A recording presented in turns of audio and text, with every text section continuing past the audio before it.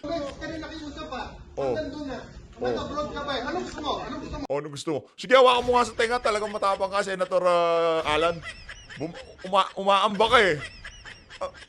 Ganun ka eh. Sige, hawakan mo sa tenga. Oh. Oh. Oh. Your Honor. Nakakahiya naman ho sa mga batang nakakapanood. Your Honor. O sige nga, kaya hawakan mo nga yung tenga ni Zubiri kung talagang matapang ka. Na nga ba sinasabi natin? Ramdam na ho natin, talagang papalapit na ho ang susunod na election. Pagka ho kasi yung mga politiko na yan, nag-aaway-away niya dyan sa Senado, dyan sa House of Representatives. At yung paksa ng pinag-aawayan nila ay konektado sa 2025 election, para hong Pasko yan. Pwede na ho tayong mag-countdown. Malapit na ho. Pero bago ho natin pag-usapan yan, kung bago lang ho kayo sa PH Update, isang like at isang subscribe lang ho. Sobrang saya na ho natin dyan. Alam nyo naman ho mga kababayan, yung like na yan parang palakpakan ng tingin ho natin dyan. At sa mga gusto sumali sa ating community, click nyo lang ho yung join button sa baba para pagka meron ho tayong bagong upload, kayo ho ang pinaka-unang makakakita sa mga bago nating upload. Kayo na nga mga kababayan, ang nakakaano lang ho dito, nakakalungkot lang ho dito, ang dami hong pwedeng pag-usapan. Ang dami hong pwedeng talakayin. Nandyan yung napakabigat na traffic. Nandyan yung 25 tons na gintong binenta ng administrasyon ni Bang. Natawa tayo kay Sir G eh.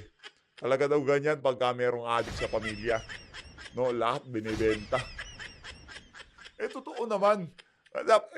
Ikaw, anong pangalan ng congressman kagabi na gagamit na lang ng halimbawa si Kim Chiu pa? Mga ganon. Diba? Talagang totoo naman pagka merong bangag sa pamilya, talagang lahat ng pwedeng ibenta, binibenta. Pagkatapos, pagka medyo kalahating gabi at walang magawa yung mga adik na yan kung ano-anong binubutik-tik, pati yung mga okay na electric pan, inaayos nila. Ganyan ho yung mga, tingnan nyo yun dyan sa Malacanang, baka hindi ho natutulog yung mga tao dyan. Mga adik sa kapangyarihan. Ayun na nga mga kababayan, no? Isa na nga ho ang pagbebenta ng administrasyon itong si Bangag ng 25 tons ng ginto na yan. Yan ho dapat sana ang mga pinagdidibatihan dyan sa Senado, dyan sa House of Representatives. No? Dapat mapag-aralan ho ano bang makukuhang benepisyo at ano ang naging rason ng administrasyon. Bakit sila umabot sa desisyon na ibenta yung 25 tons na yan. Habang yung ibang bansa ay walang humpay sa pag-impok ng ginto, tayo naman ho, benta tayo ng benta. Ano bang nangyayari dito? Ganun ho ba ang strategy nila habang mataas ang presyo ng ginto, binibenta nila, pagkamura, bibili sila. Ibabalik ho nila lahat ng binenta nila. Ganun ho ba ang plano nila at yung magiging tubo doon sa kita nila dahil naibalik na nila yung binenta nilang 25 tons, ibubulsa ho ng mga walang yang politiko na to. Ayun na nga mga kababayan, comment react ko kayo dyan sa ginawa nitong administrasyon na to, na pilit na ini-snub ng House of Representatives at Senado. Pero panahon lang ni Tatay Digong yan, sa tingin ho natin, ang laki na ng issue na yan. Ano ho ba ang dahilan ba't nagbenta kayo? Hindi pa ho ba sapat yung 90 billion na kukunin nyo sa PhilHealth? Hindi pa ho ba sapat yung ilang trillion yung uutangin nila para sa 2025 budget? Nangungutang na tayo, nagbebenta pa tayo, nangunguha pa tayo. Anak ng toko. Ano nangyari dito sa administrasyon na to? Di na ho sila nakontento dun sa 90 billion sa PhilHealth. Di na ho sila nakontento sa uutangin natin para sa budget natin sa 2025. Kung di ho tayo nagkakamali, 1 trillion mahigit yun. Yung uutangin natin. Ngayon, hindi pa ho sapat yung lahat ng pera na yon, kailangan pa ho natin magbenta ng 25 tons ng ginto. Alam niyo ho ba yung gaano karami yung 25 tons? Napakarami ho nun. Alam niyo, ang bilangan ho dyan, gramo-gramo. Hindi ho kilo-kilo, hindi ho tone-tonelada. Pag pinag-uusapan ho ang ginto na yan, kahit saan ho kayo magpunta, gramo-gramo ang usapin dyan. Kaya pagka narinig ho yung tonelada, ito mga kababayan, pakinggan ho natin ang bangayan nitong si Senator Cayetano at nitong si Senator Zubiri. Talagang kulang na lang magkurutan. Ano ba, magkukurutan ba kayo? No? Ito, pakinggan natin mga kababayan, matindi to. Under the rules, you have one day. Oh. Don't visit then, pare. Pag lugar ko, ilang beses ka nakiusap sa akin eh. Oh. Huwag mo ako sigawan. Huwag mo nga naman sigawan, ikaw naman. Wala naman ako nang sumigaw eh. Game. Beses ka rin nakiusap pa. Oh. Hanggang doon na. Oh. Nag-abroad ka pa eh. Anong gusto mo? Anong gusto mo? O, ano gusto mo? Sige, hawakan mo nga sa tenga. Talagang matapang ka, Senator Alan. Umaamba ka eh. Ganun ka eh. Sige, hawakan mo sa tenga. Oh. Oh. Oh. Your Honor. Nakakahiya naman ho sa mga batang nakakapanood. Your Honor. Huwag niyo naman nung sisihin yung mga gumagawa ng reaksyon sa mga nangyayari yan. In the first place, wala naman nung silang gagawin kung di nyo ginawa yan. Dapat bago nyo ho ginawa yan, inisip nyo ho yung mga batang makakapanood sa inyo, Your Honor. Ramdam na ho natin, kumbaga pagka malapit ng magpasko, lumalamig na simoy ng hangin. Diyan naman ho sa House of Representatives at Senado, umiinit ho ang sitwasyon. Ibig sabihin, malapit na ho talagang mag-midterm election. Yan, ganyan ho yan mga kababayan. Tuloy, game. Sindak ka na sindak dito eh. Bakit? Sisigawan mo ako ng pakialam mo. Wala kang pakialam sa boboto dun eh. Wala ka nga nang pakialam sa mga boto dun eh. Ano nangyari sa inyo mga sir? Huwag kong ganyan. Meron ng mga... ang tawag nyo pa naman sa mga sarili nyo, mga honorable. Ko. Mga sali-salita lang, kulang lang, magpalyahan kayo. Ito. Oh. Don't sinisip din pare. Pag lugar mo, ilang beses ka nakiusap sa akin eh. Huwag mo ako sigawan. Ilang beses ka rin nakiusap pa. Hanggang doon na. Oh. Nag-abroad ka pa eh. Anong gusto mo? Ano gusto mo? Si Senator JB naman, parang patawa-tawa ka pa, parang gusto mo talagang magkatamaan eh. Ito talaga si Senator JB. Kaya tinanggal sa ano mo eh, sa pangalan mo yung The Good One eh. Kasi kung good ka talaga, hindi mo na hinayaang umabot dyan sa tagpo na yan, ito si Senator Zubiri. Hinayaan pa, nung gusto mo. Gusto mo? Sige nga, game. Dapat ganyan. Dapat mamagitan ka sa dalawa. Wag yung patawa-tawa ka sa kamay, nakaganon, game. Referee dating mo kanina eh. Referee ho dating ni, kanina, JB, tingnan nyo ha. Tingnan nyo, ito talagang si JB, oo. Referee ka, nakaganyan ka, isang kamay. Mali yun, di ganun yun. Ano gusto mo? Game mo. Sindak ka na sindak dito eh. Sindak ka na sindak Sisigawan mo ako ng pakialam mo. Sige nga, Wala kang game mo. pakialam sa boboto dun eh. Wala ka nga ng pakialam eh. Sige nga. Sabi ko sa'yo? Sabi ko pare, baka pwede makiusap. Your Honor. Grabe Nakaka-proud yung mga natin, yung mga congressman, mga senador.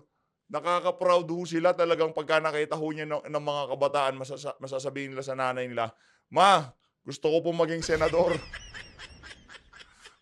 Tay, ang galing ho ng mga senador natin. Talaga hong mga honorable sila.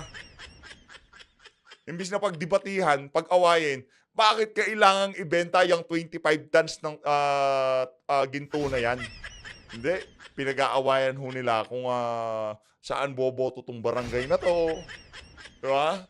Yun ang pinag-aawayan nila.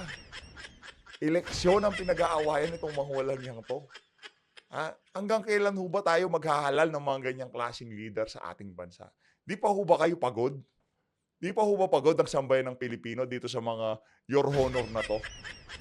Mga kababayan, si Cayetano, pinanghataw ho niyan, 10,000 kada Pilipino. 10,000, asa na yun? Wala. O si Revilla, nagbudots lang. Nanalo. Karamihan nun sa mga yan, si Senator Bongot Bato lang ho talaga yung, di ba?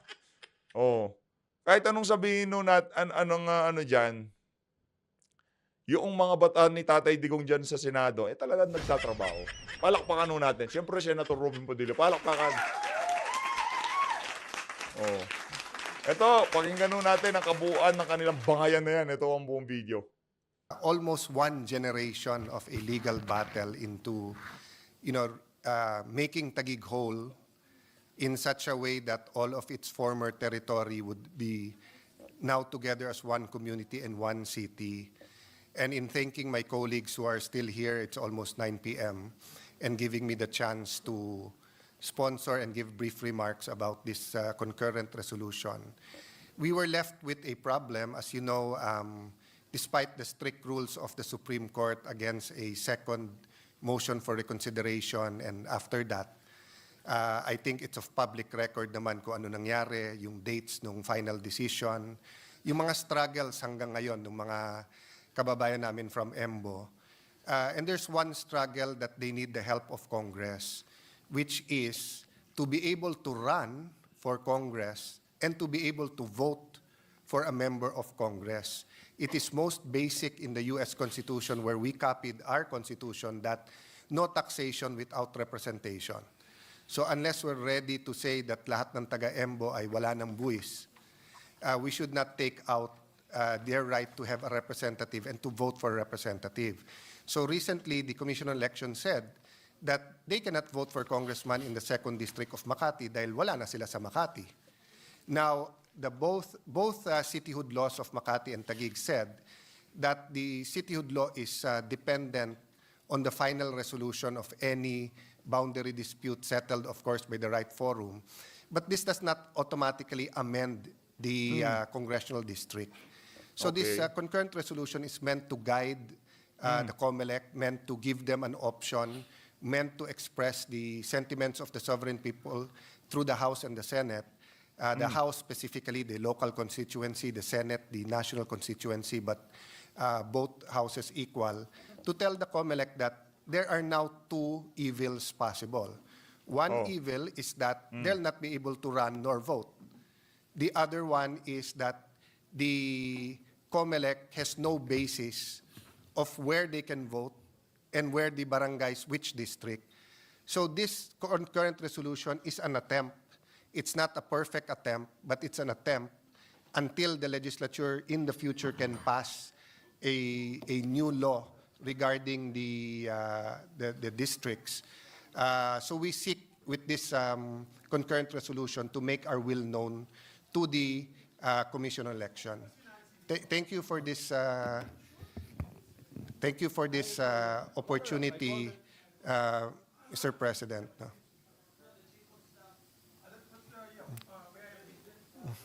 Yes, with due respect.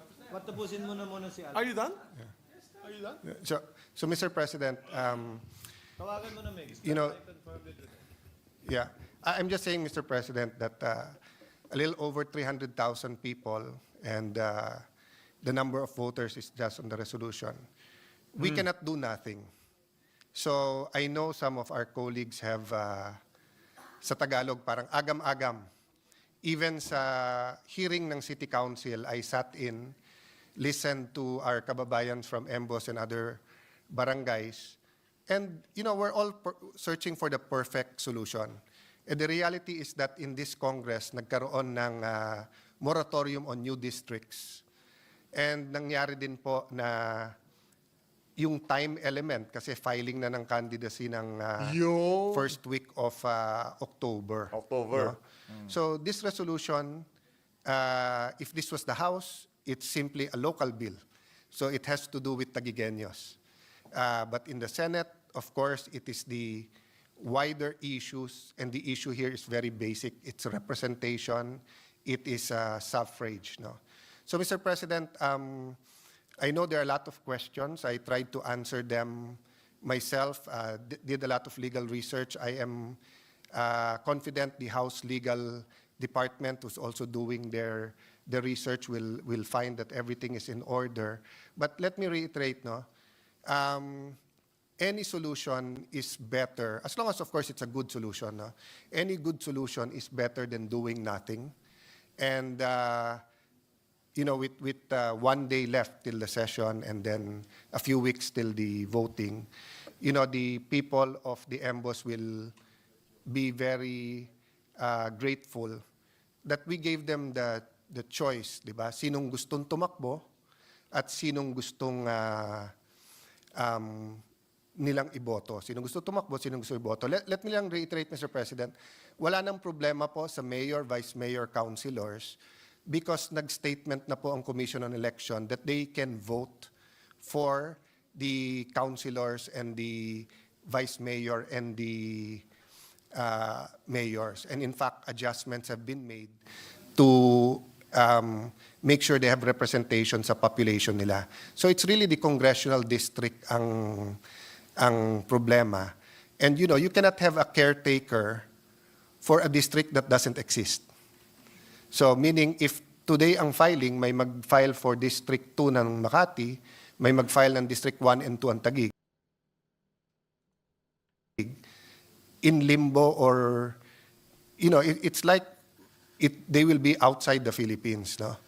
So I hope our friends will take our word for it that we consulted the members who are not here in passing this resolution. Thank you, Mr. President.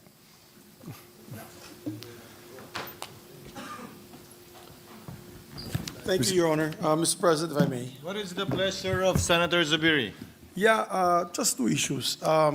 One is this was not in the daily agenda, this concurrent resolution number 23. But I know, of course, our good colleague would like to have his area not be disenfranchised in voting. So sometimes we take it up important matters such as this to be able to answer the times. And this particular issue is on the disenfranchisement of these 10 EMBO barangays. However, Your Honor, I'm trying to get in touch with our colleague who is from Makati, and I do not know, does this have any implication to Senator Binay's I can state for the record, Mr. President, it has nothing to do with Makati anymore. Because all of these barangays are now under Taguig, being administered by Taguig, and the problem is they'll not be able to vote for any... May I ask for just a 1-minute suspension, she's calling. 1 minute suspension, Mr. President. Session is suspended. Is recognized for his manifestation. Mr. Senate President, before that, am I correct that the former Senate President wants to move that we suspend the consideration of this concurrent resolution and discuss it tomorrow? If yes, then may I make a... Yeah, Mr. President, my question, first of all, I don't know anything about this bill. Nothing. It just came out of the air. So this is a Senate concurrent resolution. This is not a simple resolution. And I was a majority leader, like you've been also a minority leader, I believe, a majority leader. And the concurrent resolution has a force of, before the Supreme Court came out with the decision that it does not have a force of law, but it used to have a force of law. So ang question ko lang dyan, Mr. President, is, with due respect to him, I know it's a local issue. I know it's a local issue, and it's important to you guys. And I don't want to disenfranchise anyone. Ang akin lang sana, explain sana sa amin ano itong pag-usapan natin. Yun lang. And I asked a colleague who represents particularly you before these 10 EMBO barangays, I asked her, and she also doesn't know what's going on. Due courtesy lang ba? Sort of some respect and due courtesy. Yun lang akin, Mr. President. I have, again, if I raised my voice, it's because, it didn't have to go that way, and I apologize if I raised my voice. Yun naman Okay, pala. ang akin dyan, if it will help you, Nagpasensyahan naman ho pala itong mga honorable natin. Di palakpakan. maybe we can pass this, we can take it up tomorrow. Ang akin lang naman dyan is nabigla ako, dahil nasa taas nga ako, at biglang may concurrent resolution about these barangays. Wala naman sa agenda today, Mr. President. So, my appeal to the good gentleman is give us time to at least explain to us what it is all about. We have no caucus. We've never had a caucus since I asked for one in the beginning of the incumbency of the good Senate President. So I don't know. If we had a caucus, you could have raised it there and said, this is a very simple piece of resolution. Nobody's going to get affected. We're going to get them to vote, at least in these elections. If I was told that, then I would have no problem. Pero biglaan eh. Ngayon ko lang nakita yung document here, just now, when I went down. So, that is all I'm asking because we're not the house of, we don't want to be like other establishments na, ano lang tayo, in the midnight hour we're passing measures. No, we're not like that. Senator Pia Cayetano knows that. That's her pet peeve. She doesn't like to pass things in the middle of the night when nobody's around. I know that because we have traditions, and it's a time-bound tradition.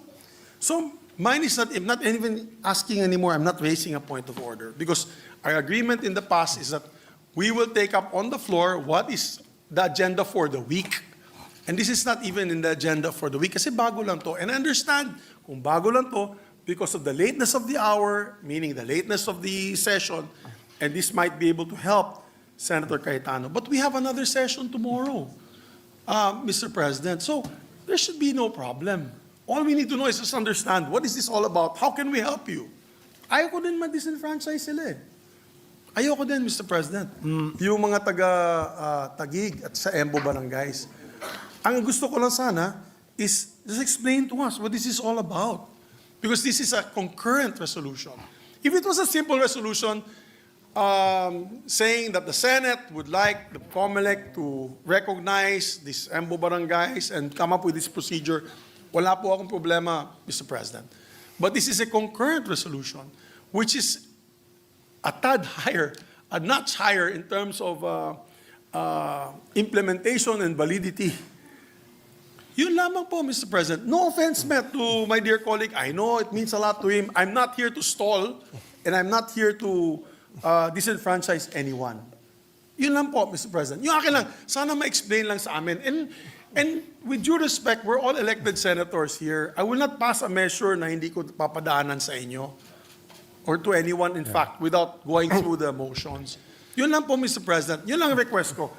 It's just a simple request that tradition should be followed, at least to explain to us, at least come up with an interpellation on the measure on this particular concurrent resolution. Because even with simple resolutions, we have periods of interpellation. We have period of amendment in simple resolutions, lalo ng concurrent resolutions. So yun lang po ang request ko, Mr. President. Thank you. Mr. President, let me just state Before the Honorable Cayetano responds with his manifestation, Chair would like to place on the record. Number one, as correctly pointed out by Senator Zubiri, this is a concurrent resolution, and by virtue of the Supreme Court decision, is no different from an ordinary resolution. Hence, it does not have to go through 3 separate readings on 3 separate days. Number two, we did give due courtesy to Senator Nancy, even if this involves barangays that are no longer part of Makati, but because the chair thought it used to belong to Makati, we cleared it with her. I don't know if the statement of the gentleman was stated on the record that we consulted their administrative staff. The answer is no. We consulted the chief of staff named Christine and her head of legis named Isa, who according to them consulted the good senator about it, and the response was, she can confirm or deny the same tomorrow, it has nothing to do with Makati because it has everything to do with Taguig.